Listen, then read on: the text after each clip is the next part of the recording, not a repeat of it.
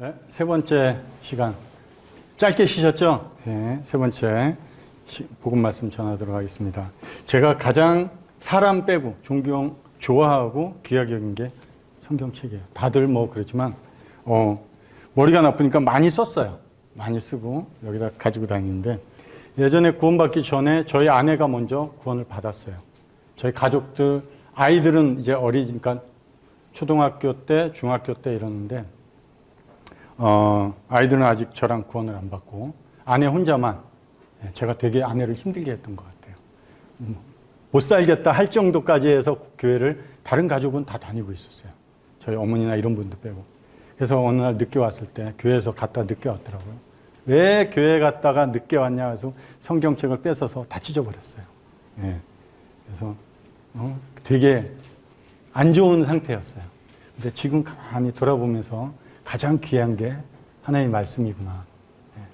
왜 그러냐면 이 말씀이 결국 종이와 글, 그냥 책 같은데 이 말씀이 얼마나 귀한 거고 이 말씀이 우리가 알다시피 살아있고 그리고 이 말씀이 능력이 있다는 것을 우리가 경험하게 됩니다. 그래서 성경, 이 성경의 주제, 주인공은 누구죠? 알다시피 예수 그리스도입니다.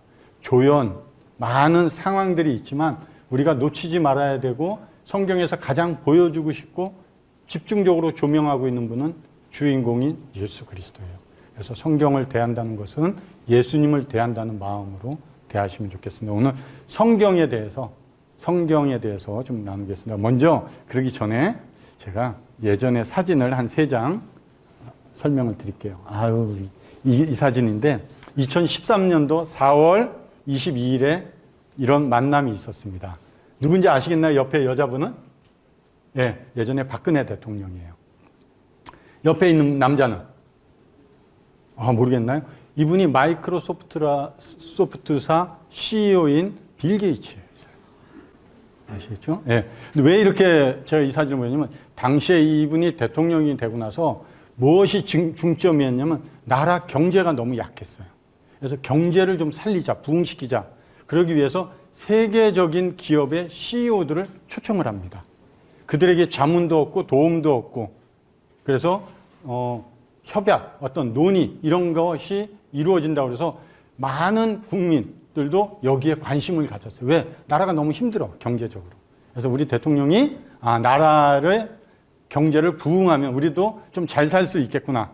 그런 마음에 기대를 갖고 오는 CEO들과 어떤 경제적인 부흥을 이루고 계획하는지 많은 관심이 있었어요. 그런데 이 사진을 딱 보면서 그 다음 사람들에게 나타나는 어떤 이슈는 뭐냐면 경제 부흥에는 그건 두 번째로 갔어요. 뭐가 이슈가 됐냐? 아니 우리나라 우리나라 대통령을 대하는데 아무리 자기네 나라 삶의 방식이 있어도 한 손에 주머니에 손 넣고 한 손으로 이러고 안녕하십니까? 이게 국민들이 약간 화가 났어요. 저도 그렇고. 뭐예요? 우리나라 대통령, 우리나라를 대표하는 분, 우리나라의 왕과 같은 분을 한낱 기업의 CEO가 이렇게 주머니에 손 넣고 한 손으로 압수하면서 이렇게 가볍게 돼? 기분이 되게 안 좋았어요. 그래? 다음 CEO 오면 어떻게 하나 한번 보자. 그러니까 경제는 관심이 없고 지금 우리나라 대통령을 어떻게 대하는지만 관심이 있어요. 두 번째 누가 왔는가 봤더니 여기는 구글 CEO예요. 레리 페이지죠. 구글 CEO가 딱 왔는데 다른 거 안 봤어요. 뭐 내용 안 보고 저 사람 어떻게 악수하나 봤는데 두 손으로 악수하네? 야, 빌 게이츠보다 좀 낫다 그래도. 두 손을 잡고 인사하니 그래 오케이 통과 이렇게 생각했어요. 세 번째 젊은 CEO가 오는데 어떤 사람이 올까 한번 본 거예요. 우리 페이스북 CEO 마크 저커버그입니다. 마크 저커버그는 어떻게 왔을까? 한 손으로 악수하네? 그런데 허리를 숙이네. 그래 젊은 사람이 허리를 숙여서 악수하는 예의가 바르네 하고 오케이 국민들이 오케이를 했어요. 그러니까 경제는 관심이 없고 우리나라를 대표하고 우리나라의 왕과 같은 최고 권력자를 저 사람들은 어떻게 대하는지. 왜? 그것이 곧 나를 대하는 거고 우리나라를 대하는 거기 때문에. 앞에서 말씀드렸다시피 성경, 예수 그리스도입니다. 여러분들이 성경을 어떻게 대하는지 보면 예수님을 어떻게 대하는지를 알 수가 있어요. 저는 그런 사진 앞에 걸 보면서 이 성경에 대하는 것도 있지만 예배 시간에 아직 구원받지 않은 학생들 예배 시간에 막 장난치고 그래요. 제가 아이들 혼을 잘 안 내려고 하지만 그 예배 시간에 장난치고 핸드폰 보는 학생은 제가 어김없이 조금 꾸짖어요. 다른 시간에 나가서 해라 그러면. 내 왕에게 합당한 예의를 갖춰서 모든 하나님의 백성들, 예수 그리스도를 나의 주님이라고 부르는 이런 분들이 합당한 예의를 갖춰서 경배를 드리고 있는, 그런데 너희는 장난만 치고 곧 나의 왕을 무시하고 있는 거야. 그래서 제가 공고를 하고 그럽니다. 성경을 대하는 여러분의 자세는 어떠한지, 나는 성경을 읽고 성경의 말씀이 들려올 때 어떤 마음으로 그 말씀을 듣는지 한번 보겠습니다. 성경의 가장 처음 말씀, 태초에 하나님이 천지를 창조하시니라. 자, 이 말씀을 보면서 먼저 하나 설명드리시고, 태초가 있었다는 거예요. 모든 만물의 시작이 있었다는 거예요. 그 시작을 누가 했냐? 하나님이 하셨다는 겁니다. 나의 시작이 있었습니다. 누가 했냐? 하나님이 하셨다는 거예요. 그러면 천지를 만들었습니다. 창조했습니다. 천지에는 하나님이 창조하실 때 목적이 있으셨어요. 여러분도 하나님이 창조하시면서 목적을 두고 창조하신 겁니다. 나의 삶의 시작이 있었구나. 그 시작하게 하신 분이 하나님이구나. 그리고 나의 삶을 시작하셨지만 그 삶의 목적을 두셨구나. 이렇게 생각하면 됩니다. 그러면 그 목적이 뭔지 성경을 통해서 여러분들이 각 사람이 다 다를 거예요. 아까 부르심도 있었지만 각각 다른 하나님의 사람으로 부르심입니다. 나에게 목적을 두신 그 하나님, 그 하나님의 말씀을 잘 귀 기울여 들으시기 바랍니다. 아모스 7장 7절에 또 내게 보이신 것이 이러하니라. 다림줄을 가지고 쌓은 담 곁에 주께서 손에 다림줄을 잡고 서셨더니, 요즘은 다 전자계측기로 이렇게 이게 선이 곱게 올라갔는지, 기둥이 똑바로 섰는지, 벽돌을 똑바로 쌓는지 이렇게 레이저 같은 걸로 계측을 해요. 예전에는 선생님 어릴 때는 담을 이렇게 벽돌 같은 걸로 차곡차곡 높게 쌓아야 되잖아요. 그럼 똑바로 쌓아야지. 그렇지 않으면 쌓다가 기울어지면 결국 허물어지거나 무너져요. 그러니까 똑바로 쌓는 게 중요해요. 우리 인생도, 여러분의 삶도 기초서부터 똑바로 쌓는 게 가장 중요해요. 왜? 나중에 나이 들어서 잘못 쌓으면 그거 무너집니다. 그런데 쌓는 기준이 중요해요. 예전에는 줄을 다 이렇게 만들어 놓고 또 줄 하나를 놓고 원뿔로 된, 쇠로 된 줄을 하나 달아요. 그러면 그 원뿔이기 때문에 끝이 뾰족하기 때문에 이게 곱게 내려와요. 그러면 그것을 기준해서 담에 벽돌을 쌓아갑니다. 그러면 거의 맞아요. 무엇입니까? 여러분의 인생의 담장을 하나하나 오늘 쌓아갈 때 어떤 기준에서 쌓아라? 하나님의 말씀의 기준에서 쌓아라. 그렇지 않으면 그 인생 나중에 허물어야 되고 무너지게 되면 쓸모없는 인생이 된다는 거예요. 여러분의 기준, 여러분이 결정해야 되고 여러분이 어디로 갈지, 어떤 일을 해야 될지의 결정의 가장 기준점은 하나님의 말씀입니다. 여기서 벗어나지 않으시기 바랍니다. 그렇기 때문에 늘 함께 있어야 되고 늘 어떻게 보면 말씀을 내 옆에 두고 살아야 되는 거예요. 참 중요한 말씀입니다. 말씀이 육신이 되어 우리 가운데 거하심에 우리가 그의 영광을 보니 아버지의 독생자의 영광이요 은혜와 진리가 충만하더라. 이분 누굽니까? 예수 그리스도죠. 말씀이 육신이 되셨대요. 하나님이 천지를 창조하실 때 어떻게 하셨죠? 사람 외에 빛이 있으라 하시며 빛이 있었어요. 하나님이 사용하셨던 그 말씀, 천지를 사용하셨을 때 함께했던 그 말씀이 이제 육신이 되어 우리 가운데 오셨다는 거예요.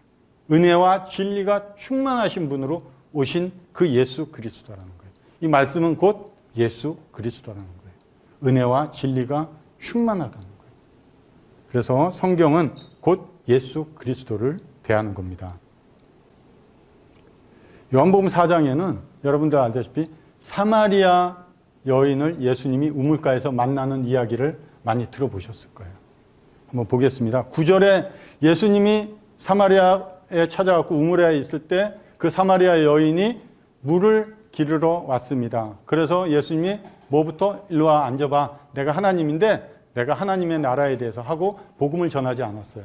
그 여자의 관심은 뭐예요? 물이에요. 예수님은 물 좀 달라 하셨어요. 먼저 우리 이런 교훈도 있어요. 전도할 때 있죠. 하나님이 어떻고 또 하나님 나라가 어떻고 막 나는 전도하기 바쁘려고 그러지만 먼저는 그 사람의 그 영혼의 마음에 어떤 걸 관심으로 가지고 있는지 친구들에게 전도할 때도 그 친구의 관심사를 먼저 주제로 해서 서로 마음을 공유하면서 전도하면 좋겠다. 그렇게 할 때 이 여인이 예수님과 이야기를 계속해 나갑니다. 여러분이 성경과 많은 시간을 보냅니다. 그러한 의미로 봤을 때 이 여인의 고백이 그랬어요. 예수님을 어떻게 봤습니까? 유대인입니다, 당신. 당신은 유대인으로서 어찌하여 나에게 물 좀 달라 하십니까? 이렇게 얘기하는 거예요. 예수님을 누구로? 유대인으로. 예수님이 계속해서 교제를 이어가십니다. 시간을. 너가 틀렸어. 얘기 안 해요. 그냥 이어가세요. 하나님에 대해서 말씀을 그냥 들려주세요. 그랬더니 19절에 내가 보니 선지자로서이다. 예수님을 이제 처음에는 유대인의 한 사람으로 안 알았는데 자꾸 얘기하다 보니까 하나님이 보내신 선지자 같습니다. 맞나요? 아니죠. 틀렸죠. 예수님은 그냥 계속 말씀, 시간을 통해서 교제를 이어갑니다. 끝내 이 여인의 고백이 어떻습니까? 내가 보니 이분은 그리스도입니다. 하고 결국 예수님이 누군지 알고 고백하는 이런 모습이 여기서 나타나더라고요. 이 여인이 우리가 분별하기는 그 땡볕 때 사람들을 피해서 물길로 왔던 여인이라고 얘기합니다. 사람들 보기 창피하기도 하고 뭔가 감춰야 될 것도 있다고 생각하며 그런데 이 여인이 예수 그리스도를 만나고 비로소 그분이 누구인지 알고 만나게 될 때 이 여인은 자기가 피해 다녔던 그 마을 사람들 그 마을에 뛰어들어가서 사람들에게 와서 보라 내가 말하던 이분은 그리스도다 하고 전도하고 그 말씀이신 예수님을 어떤 분이라고 소개하는 이런 만남이 이 여인에게 있었습니다. 시간이 필요할 때도 있어요. 그러면서 비로소 내 마음에 예수님이 어떠한 분인지 알고 믿고 고백하는 이런 시간이 여러분에게도 필요하다. 어디를 통해서? 성경의 말씀을 통해서. 주의 말씀의 맛이 내게 어찌 그리 단지요. 내 입에 꿀보다 더 단이다. 그렇기 때문에 계속 읽는 거예요. 자꾸 찾는 거예요. 맛있기 때문에. 좋기 때문에. 어떤 분이 여러분에게도 한번 질문해 볼까요? 어떤 분이 그랬습니다. 아니 말씀을 자꾸 읽어도 자꾸 잊어버리고 잘 기억도 안 나는데 뭐 그렇게 크게 말씀이 저한테 도움이 되겠습니까? 그분에게 질문했어요. 여러분도 한번 생각을 해서 답이 있으면 줘보십시오. 일주일 아니면 열흘 전에 점심에 먹었던 메뉴 알 수 있겠나요? 그래서 그분에게도 선생님 일주일 전에 그날 점심을 드셨을 건데 무엇을 드셨습니까? 기억이 안 난대요. 그러면 기억이 안 난다고 그래서 내가 그날 먹었던 점심이 내 몸에 영향을 줬을까요? 안 줬을까요? 줬겠죠. 똑같아요. 말씀이 내 머리에 남아있지 않더라도 기억이 안 난다고 해도 내가 그때 읽었던 말씀은 우리가 영적 양식이라고 했기 때문에 그 양식이 내 안에 차곡차곡 쌓이고 있습니다. 저도 느껴요. 그거를. 오래전에 읽었던 거 기억이 안 날 것 같은데 어떤 교재나 말씀을 준비하다 보면 어느샌가 그 말씀이 필요한 말씀들이 떠오를 때가 있어요. 하나님이 내 안에 계신 성령님이 그걸 사용하시는 거죠. 당장은 뭔가 의미 없어 보이고 읽으면 뭔가 될까 하지만 그 말씀은 분명히 여러분들의 삶에 여러분들의 영혼에 어떤 영향력을 주고 있다. 이렇게 생각하기 때문에 말씀을 꾸준히 읽으시면 좋겠습니다. 오직 여호와의 율법을 즐거워하여 그의 율법을 주야로 묵상하는 거다. 묵상하는 거 좋죠? 그렇죠? 많이들 해보시나 모르겠어요. 묵상한다는 뜻은 작은 소리로 읊조리다. 계속해서 읽으면서 소리내서 읽는다 이런 뜻이기도 합니다. 묵상하다. 근데 이 묵상하다가 또 다른 곳에 이렇게 똑같이 쓰입니다. 이사야 31장 4절에 여호와께서 이같이 내게 이르시되 큰 사자나 젊은 사자가 자기의 먹이를 움키고 으르렁거릴 때에 그것을 치려고 여러 목자를 불러왔다 할지라도 그것이 곧 뭡니까? 사자가 그 목자들의 소리를 듣고도 놀라지 아니한다. 이런 뜻이에요. 여기서 묵상하다라는 단어가 들어가 있습니다. 묵상하는 거, 하나님 말씀을 깊이 생각하고 읊조리고 어떤 의미일까 이런 것이 묵상하다로 생각하는데 좀 더 다른 쪽에서는 어떻게 표현하냐? 으르렁거리다는 거예요. 으르렁거리다. 이게 무슨 뜻일까? 사자가 먹이를 움켜잡고 목자들이 와서 그 사자를 쳐서 쫓아보내고 그 먹이를 뺏으려고 그러는 건지 어쨌든 그렇게 할지라도 사자가 으르렁거리면서 포효하면서 먹이를 지키겠다는 강한 의지예요. 뭡니까? 먹이는 자신의 생명이에요. 자기 새끼들에게 줘야 될 귀한 생명의 먹입니다. 하나님의 말씀을 묵상한다는 것은 그것이 나의 생명이고 양식이기 때문에 하나님의 그 한마디 말씀, 그 말씀을 내가 끝까지 어떤 경우에라도 내 목숨처럼 여기고 귀하게 여기겠다는 거예요. 사자가 먹이를 지키듯이 나도 이 말씀 꼭 지키겠다는 거예요. 순종한다는 것보다도 내가 오늘 들려줬던 그 말씀, 오늘 나에게 주셨던 그 말씀이라고 여겨지면 그 말씀 고이 간직하는 거예요. 뭐처럼? 생명처럼. 사자가 으르렁거리는 것처럼 그런 마음의 자세로 말씀을 귀하게 여기는 것이 우리가 해야 될 묵상이다. 이런 생각이 듭니다. 그들은 내가 고운 음성으로 사랑의 노래를 하며 음악을 잘하는 자 같이 여겼나니 내 말을 듣고도 행하지 아니하거니와 그 말이 응하리니 응할 때에는 그들이 한 선지자가 자기 가운데 있었음을 알리라. 하나님이 불순종하는 백성 이스라엘을 바벨론의 70년 포로 생활로 보냈어요. 알다시피 그런 포로 생활, 하나님의 징계를 받고 있는 이런 자들에게 에스겔이라는 선지자를 통해서 하나님이 계속해서 말씀을 들려줘요. 그런데 어떠냐? 이들이 어떻게 듣고 있냐? 자, 요거 한번 볼게요. 공연장이에요. 노래 잘하는 사람이 공연했어요. 여기에서 방청객은 너무나 잘 들었습니다. 좋은 노래 들었습니다. 기쁩니다. 즐겁습니다. 하고 박수 쳐주고 있어요. 어떤 거예요? 말씀이 고운 음성으로 노래 한 곡 듣고 여러분들이 오늘 여기서 돌아가서 오늘 들은 말씀, 하나님 말씀 어떻게 여기고 그 앞에 다시 말씀을 여러분들이 개인적으로 그 말씀 앞에 나가실지는 모르겠어요. 그러나 이렇게는 안 됐으면 좋겠다. 하나님이 이거 나중에 이 말씀 너에게 들려준 말씀이 응할 거야. 왜? 내가 보낸 사람이 선지자를 통해서 한 내 말이라는 거예요. 하나님의 말이라는 거예요. 그냥 방청객처럼 오늘 좋은 말씀 들었습니다. 아, 말씀 좋았어요. 하고 평가하고 박수 한번 쳐주고 떠나는 방청객처럼은 되지 말라는 거예요. 그런데 당시에 이런 사람들이 있었다는 거예요. 하나님 말씀, 사자가 내 생명을 지키듯이 오늘 여러분에게 들려진 하나님이 나에게 오늘 들려주신 말씀이구나. 생명처럼 여겨야겠구나 하는 마음의 자세. 그렇지 않으면 이와 같이 다음에 또 들으면 되지 뭐. 오늘 뭐 그럭저럭 괜찮은 것 같았어 하고 돌아가서 잊어버리지 말라는 거예요. 그 말씀 앞에 다시 교제하세요. 제가 학생들 교제한다고 그랬죠. 개인적으로 보통 50분에서 1시간씩 교제를 합니다. 저도 목이 쉬어요. 일주일에 뭐 4명, 5명씩 하려고 그러면. 그리고 또 다른 일 하고 그러면. 그런데도 그 영혼이 불쌍하고 찾으니까, 하나님 말씀 찾으니까. 그래서 앞에서 말씀드린 것처럼 뭐 요한복음 3장 16절 읽어주세요. 그리고 읽고 나서 교제할 때 읽고 그 학생이 교제하기 전에 준비해온 노트, 그 학생이 요한복음 3장 16절 써놓습니다. 또 다음 읽다가 예레미야 8장 22절 읽어주세요. 그럼 예레미야 8장 22절. 그렇게 해서 말씀을 하나님이 주시는 대로, 제가 준비해가는 건 아니지만 주시는 대로 계속해서 그 학생은 적어나갑니다. 그리고 저랑 교제가 끝나고 그 말씀 앞에 개인적으로 나갑니다. 나에게 말씀해 주십시오 하는 마음으로, 솔직한 마음으로 기도하면서 그 말씀을 다시 한번 천천히 읽는 시간을 가지라고. 그냥 끝나서 오늘 선생님이랑 교제 좋았어요 이러고 그냥 돌아가는 이런 방청객처럼은 하지 말라고 얘기해 줍니다. 이럴 때 많은 학생들이 따라해요. 따라와요 정말. 그런 학생들을. 그러나 간혹 정말 방청객과 같은 학생이 있어요. 그래서 그런지 정말 그 학생 아직까지 구원, 믿음의 고백을 못하고 있어요. 그래서 좀 안타까운데 좀 그런 방법이 좋겠다 이런 생각 때문에 알려줍니다. 그때는 9째 달이라 왕이 겨울 궁전에 앉았고 그 앞에는 불피운 화로가 있더라. 여우디가 선호 쪽을 낭독하면 왕이 면도칼로 그것을 연하여 베어 화롯불에 던져서 두루마리 모두를 태웠더라.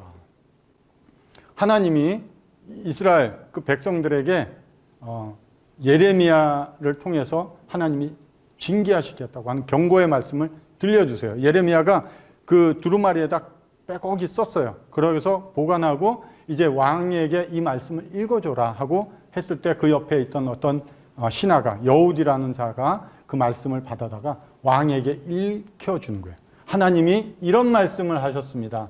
여러분들에게 오늘 제가 하나님이 나에게 이런 말씀을 하시는구나 할 때 여우디가 이런 반응을 했다는 거예요. 어떻게? 칼로 찢어서 불태워 버렸다는 거예요. 뭐를? 하나님 말씀을. 하나님 말씀을 하나님이 오늘 왕이시여 당신과 당신 신하와 당신의 백성들이 하나님의 말씀에 불순종하고 있고 여전히 하나님이 은혜로 여러분들에게 말씀해 주는데도 불구하고 하나님이 기다리고 있습니다. 회개하십시오. 갖고 와봐 그 말씀 하고 칼로 찢어서 옆에 있는 화로에다 태워버리더라는 거예요. 그리고 옆에 있던 신하들도 아무렇지도 않게 말리지도 않더라는 거예요. 하나님이 누구를 칼로 찌르고 누구를 불로 태웠겠습니까? 그 말씀하신 하나님을 이렇게 대하는 거예요. 하나님의 말씀이 이 땅 가운데 왔습니다. 그분을 어떻게 대하나요? 왕으로 대하지도 않았어요. 자기 땅에 왔어요. 그러나 자기 백성들이 그분을 영접하지 않고 영접하지 않은 것으로 난 영접 안 했어. 그렇지 않아요. 우리가 손이 두 개, 오른쪽이냐 왼쪽이냐예요. 오른쪽은 위치나 방향도 있겠지만 옳다는 거예요. 왼쪽은 굽어 있다는 거예요. 분명히 내가 오른쪽에 있지 않으면 하나님을 대적하는 왼쪽에 있는 거예요. 예수 그리스도를 어떻게 했습니까? 십자가에 못 박았어요. 창으로 옆구리에 찔러 피를 모두 쏟게 했습니다. 똑같아요. 성경의 말씀, 저는 칼로 찢은 적도 없고 저는 불에 태운 적 없어요. 저는 찢었어요. 그래서 되게 죄송한 생각이 들었지만 여러분들이 저는 그런 적 없어요. 그러나 여러분들이 하나님의 말씀을 가볍게 여기거나 소중히 여기고 아까 사자가 자기 생명처럼 여기지 않는다면 여러분 이렇게 하고 있는 거와 똑같은 거예요. 아니요. 저는 그렇지 않아요. 하나님이 보실 때는 그거예요. 중간 없습니다. 그래서 여러분들의 마음이 내가 하나님의 말씀을 가볍게 여긴다면 내가 이런 왕처럼 참으로 어리석은 왕의 모습을 내가 하고 있구나 하고 인식하시면 돼요. 나쁜 거예요. 그러나 하나님께서는 그 나쁜 것을 징계하기 전에 거기서 돌이키라고 계속해서 말씀하시고 기회를 주시는 거예요.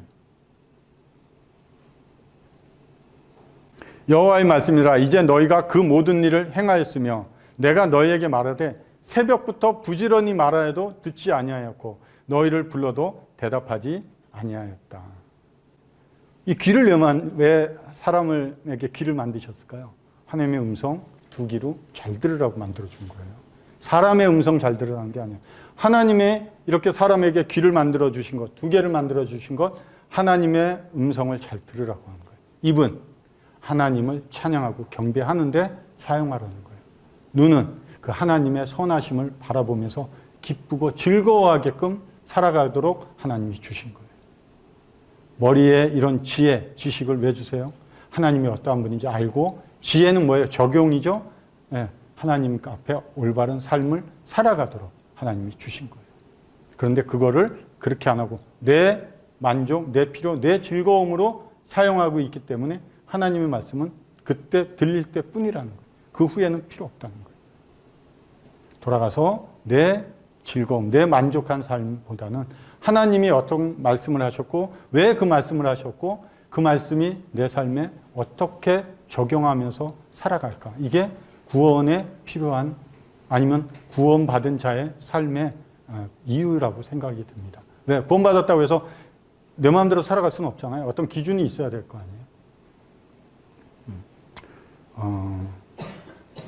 우리가 어린 학생 아니면 좀 나이가 들었는데도 좀 제대로 잘 못하거나 이해를 못하거나 아니면 알려줘도 잘 안 하는 사람한테 어떻게 표현하냐면 야, 좀 철 좀 들어라 그래요.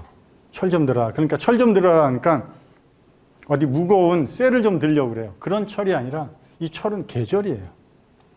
하나님이 대한민국에 따져보면 봄, 여름, 가을, 겨울, 계절, 철을 주셨어요.